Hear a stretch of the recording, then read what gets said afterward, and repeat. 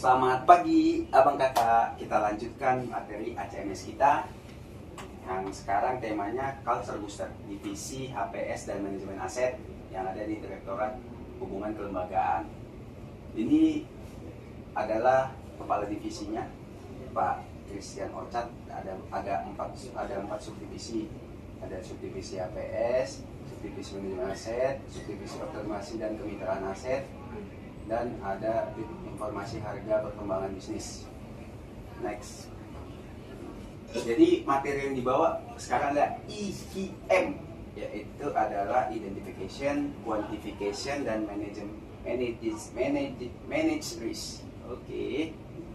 Identification, sebagian besar target kinerja tidak tercapai karena adanya permasalahan yang muncul dari pekerja itu sendiri. Quantification, sebagai pekerja bermasalahan yang muncul dari pekerja berasal dari keluarga. Bagaimana manage risk-nya, memahami pekerja di balik kinerja. Memahami pekerja di balik kinerja, yaitu saat hati sedang berat, tubuh hadir di kantor, tetapi pikiran sering sudah ingin pulang. Pikiran terbagi atas tugas dan kondisi di rumah, emosi yang belum selesai yang menguras energi mental. Tanggung jawab di rumah dapat menumpuk lalu terbawa ke tempat kerja, sakit, konflik, tekanan ekonomi, melihat orang tua, keluarga. Belum menikah bukan berarti bebas beban. Banyak orang telah memikul tanggung jawab di keluarga. Orang tua sakit, menjadi tulang punggung, masalah dengan saudara, adik, mantan, pacar, dan lain-lain ya, maupun rindu rumah saat merantau.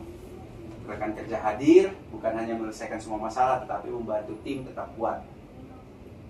Next. Dukungan kecil dan konsisten bisa mengembalikan fokus dan rasa aman.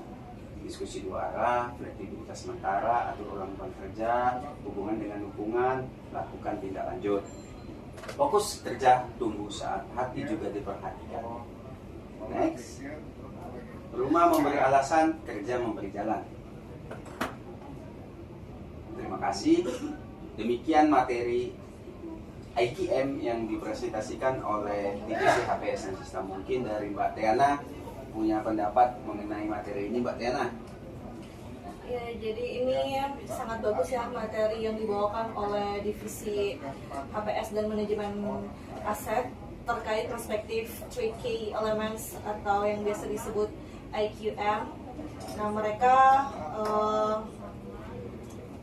mengkolerasikan dengan memahami pekerja di balik kinerja.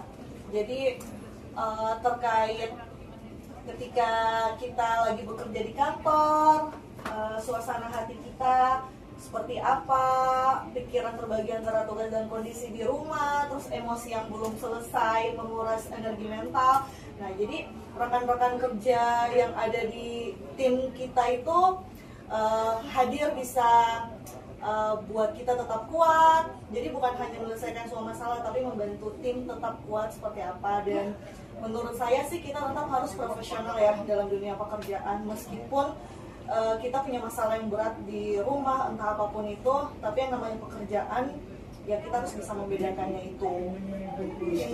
Setuju sekali Mbak. Ini macam surhat juga nih ya, bagaimana diperhatikan oleh tim, oleh Mbak Tania, oleh Pak Ridho Asril, oleh Pak Adi. Jadi makin motivasi tuh ya Mbak ya. IQM ini memang terrealisasi lah di divisi kita gitu ya, divisi hubungan kelembagaan dan DJSL. Mungkin sekian materi dari Culture Booster, dari HPS Dan manajemen aset. dan manajemen aset.